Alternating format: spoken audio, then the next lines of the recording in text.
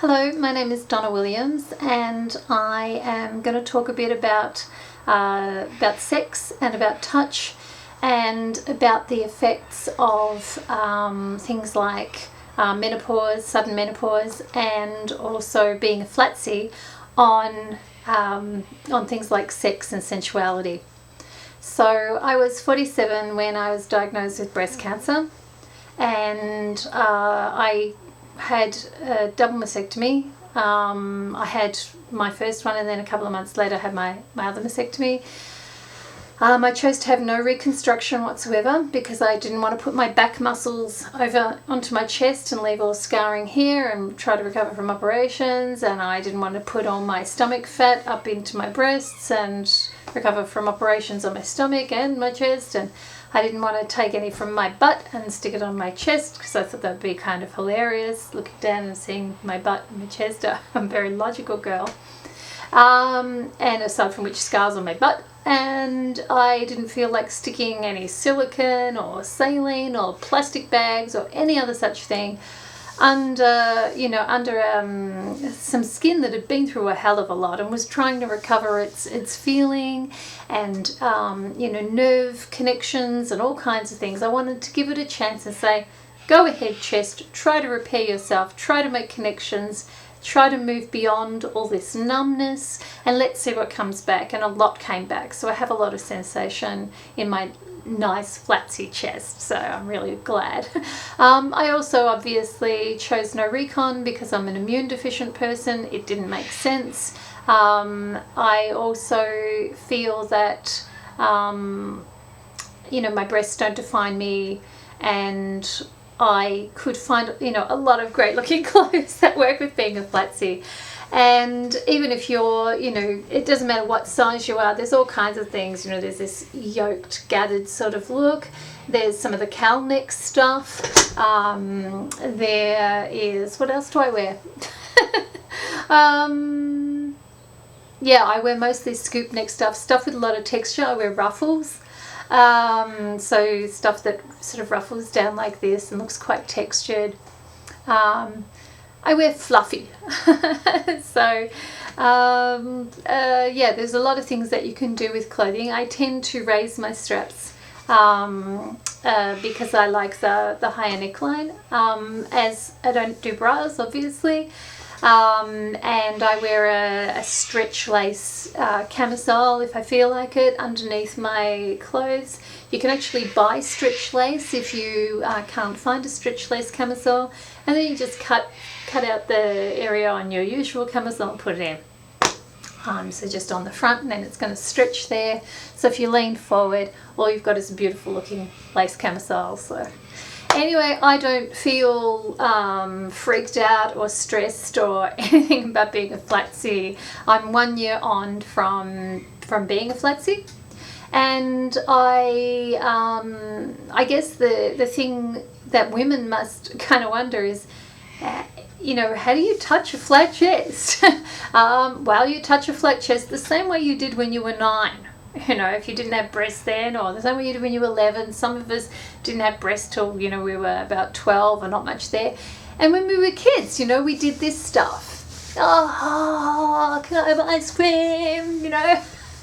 And that might look pretty crazy to breasted women, but it's actually the equivalent of doing this. It's the same thing, yeah? Because what you've got is you've got this flat area. So how many breasted women, you're a bit cold, or maybe somebody is reassuring you, oh, you okay? They put their arms around you and they just feel your skin.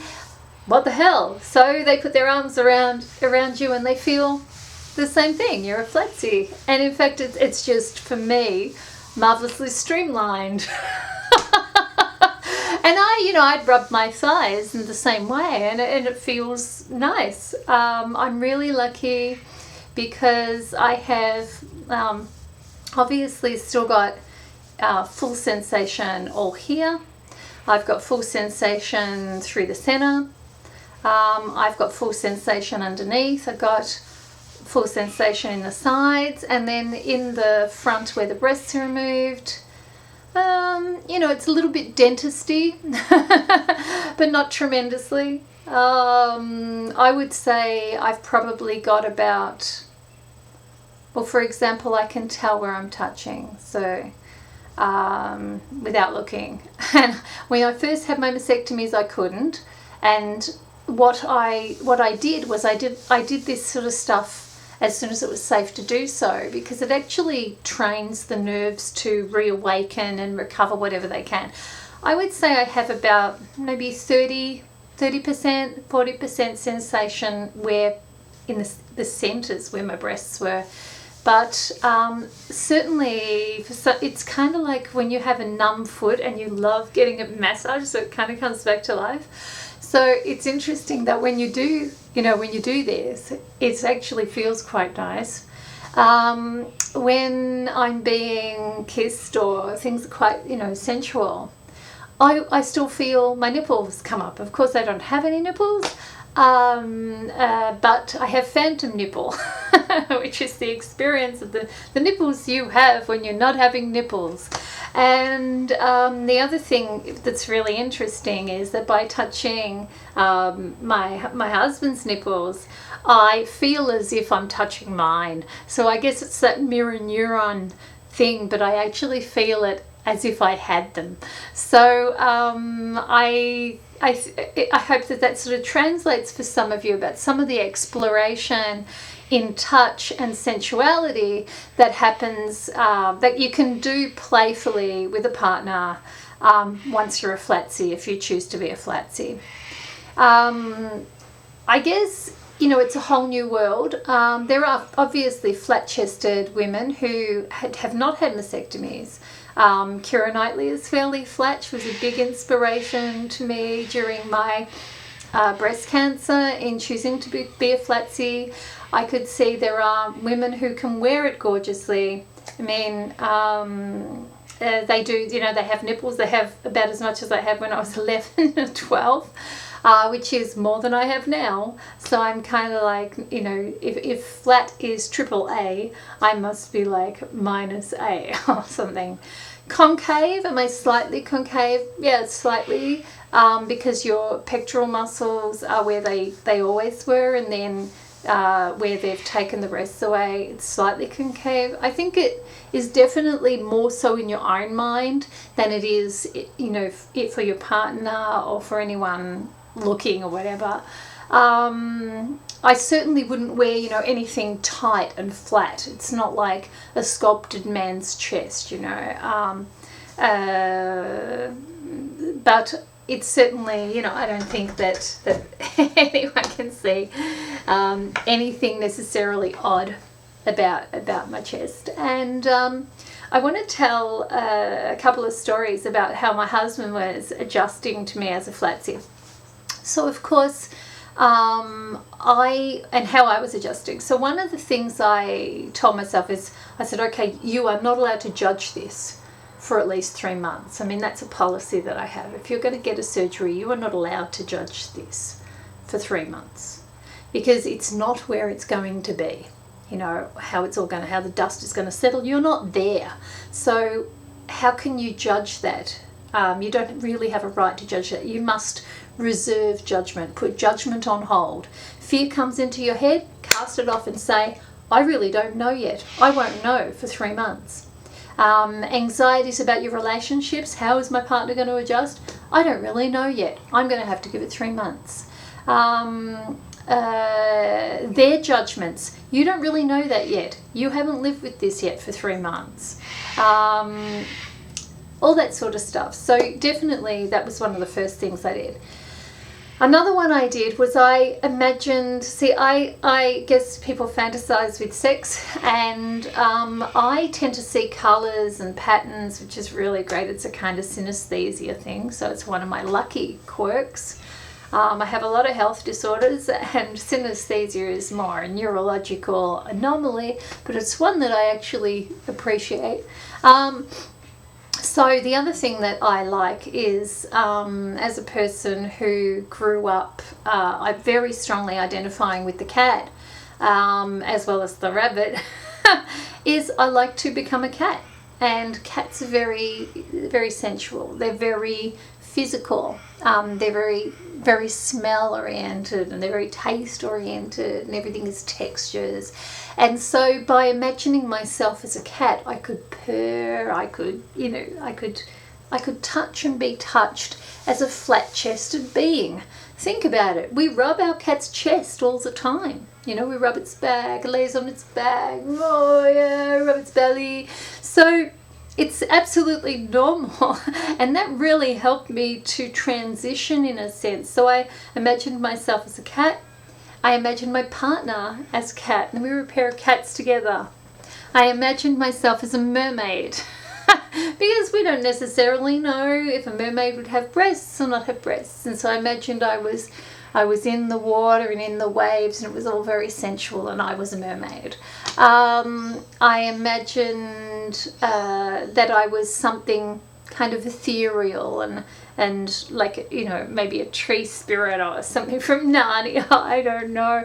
But something that didn't necessarily, you know, an angel. You could imagine yourself as some kind of angel or a fairy or something, with your flat chest. And you don't compare yourself to breasted women. That's the thing. I think allow yourself to laugh. When you go out in society after being a flatsy, one of the things that happened to me was I went into this shop, and the woman, it was summer, and the woman had these, you know, one of those dresses that gathers everything up and sticks it all out and props it all up. And she said, hello. And I thought, oh my God, am I being served by a person or by breasts? And I thought, I've got to get out of here because I'm going to laugh. It looks so bizarre. You know, and I saw it as this big bum coming at me, you know, that happened to have a person in the background. And breasts just look so weird from the other side. So allow yourself to adjust to just how odd they look, because eventually this becomes your normality. As it becomes your normality, you know, people who are really breasted, particularly if they're really promoting that in front of the rest of them, you know, it can look really odd. And you don't have to laugh in their face, of course, but it's okay that your reality is your reality. It's okay to deal with the fact that some people will have a, you know, they'll look and they'll think, wow, she's flat. They won't think, wow, she's had a double mastectomy. They'll just think you were born that way. Or they might think you went and had a breast reduction or something. My cat is nagging me. I'm coming back.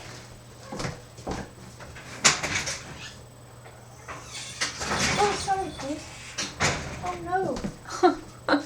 Okay, yeah, so I had my cat break there. I'm back. Yeah, so I want to tell another story, which was, of course, like many women who've been through mastectomy, when I would come to bed, I wanted to wear something. I couldn't cope with, okay, here's my flat chest, here's my scarring, la la la. And although my husband was much better about it in many ways than me, he loved the closeness, he needed the closeness. I'd nearly died. I'd been through, you know, chemo, and I had really full-on effects from the chemo because I happened to have another condition and as well, and it was aggravating, all that stuff. So he really needed the closeness of just skin to skin, and there's nothing closer than heart to heart of hugging a flatsy. I was always, no, I'm going to wear my camisole. I'm going to wear, you know, a scoop neck negligee, or I'm going to come to bed with a nice flowing t-shirt on. And I don't mean like a flat t-shirt. I wore gathered stuff. I saw that, you know, gathered stuff looked good, made me feel like nothing was missing. It felt really flowing. Yeah, so it worked for me. But eventually, of course, I began getting all this off and just letting his acceptance become my acceptance, which was really good. And of course, the idea of how do I touch this? What do I do? Because of course, he's been used to touching a breasted person. Even though he, you know, has a man's chest, when it comes to all those years of adulthood and touching a woman, of course, you know, it's like this, it's these cupped hands thing, and there isn't anything to cup. So it was very much about being lighthearted about it and exploring, you know, how does that work, and what do I like. And so it was very much this sort of, okay, you do this as if it were my arms, as if it was my back, as if it were my thighs. And what was so funny was the other day we were in the supermarket, and I hope my husband's okay about this, but it's a year since I've been a flatsy, and we were in the supermarket, and he came up and he gave me a hug from behind, and he had his hands here, and then he did this, you know, and he was doing this in the supermarket, and I was enjoying this, of course. And then I said, I need to let you know, you've forgotten what society is like about this, that they will just see you're filling your wife's chest up in the supermarket. And he said, oh. And what's kind of so funny about that is that as a person with autism in my 20s, when I had kind of, I think it was about a 14C or something, and I had reasonable breasts, I would wear these fluffy jumpers, and being an autie who had no real consciousness of other people's reactions or holding in my head what you can, you can't do, whatever. And I was in the airport and I was feeling my jumper and I said, this feels so nice. And of course I had breasts at the time, and the person I was with said, take your hands off there, you can't do that. And so I found it really funny that he was my husband in the supermarket. He's got so used to being with his flat-chested wife that, that he was doing this in the supermarket, which is really lovely, because for him, it was the same as just, rubbing my arm, really. And it doesn't mean that I don't have parts of me that feel really sexy. For example, I really like having my neck kissed and stuff, and that makes me feel sexy, including makes my phantom nipples stand up. So, I'm fine about being a vagina girl, and everything feels quite nice, sort of in that department. And nobody removed my clitoris during mastectomy, so I'm okay. Now, that brings us, I guess, to the other side of things, which is a lot of people who've gone through double mastectomy have also perhaps been through chemotherapy, perhaps gone on to things like Tomoxifen, which will switch off estrogen. That's my cat. And that can mean sudden menopause for young women. So I was 47, I had never dealt with menopause, and I hadn't had any symptoms. So all of a sudden I was a person who'd had my first mastectomy. I was going through chemo. It was the end of periods for the rest of my life. I came out the other side of chemo 3 months later. And here, boys, come here. Do you want to come and sit up here? She doesn't. Okay, so I came out the other side of mastectomy, and I went on to Tomoxifen, which turns off your estrogen. And of course, during that process, everything becomes dry as a desert. It becomes dry, the kind of papery. Your body doesn't feel like your body. The whole vagina thing doesn't feel like yours, and all the juices and fluids that you're used to, they're not there.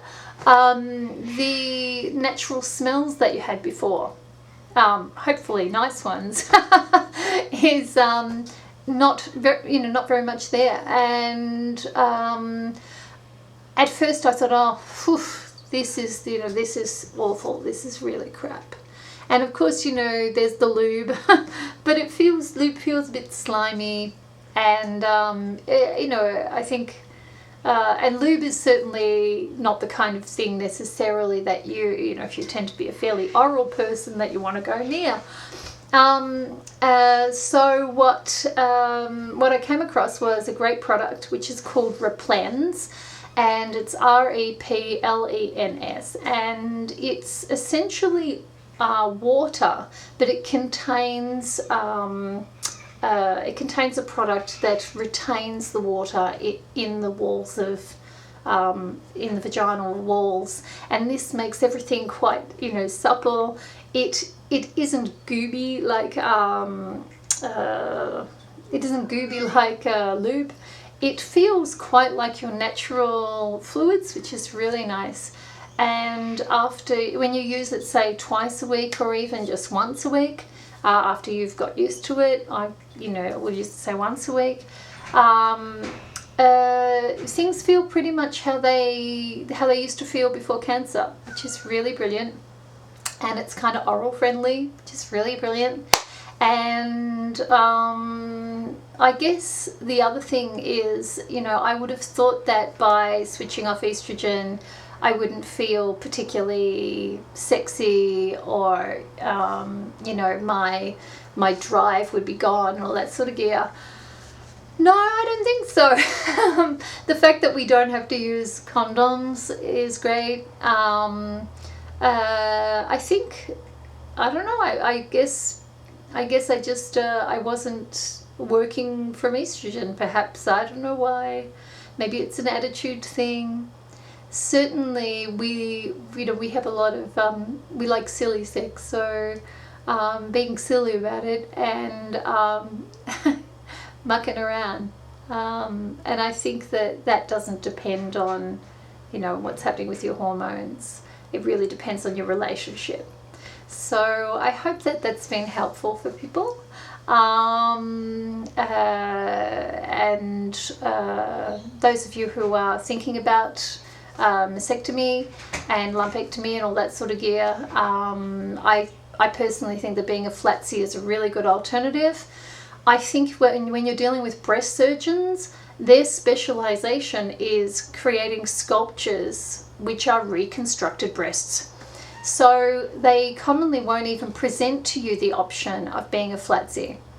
And I think that's really, really unfortunate, because being a flatsy will probably save quite a number of women's lives. There are some types of breast cancer that you're quite safe, perhaps with a lumpectomy, if it's a small cancer, a slow growing and low grade, and you know, single focal and all that sort of gear.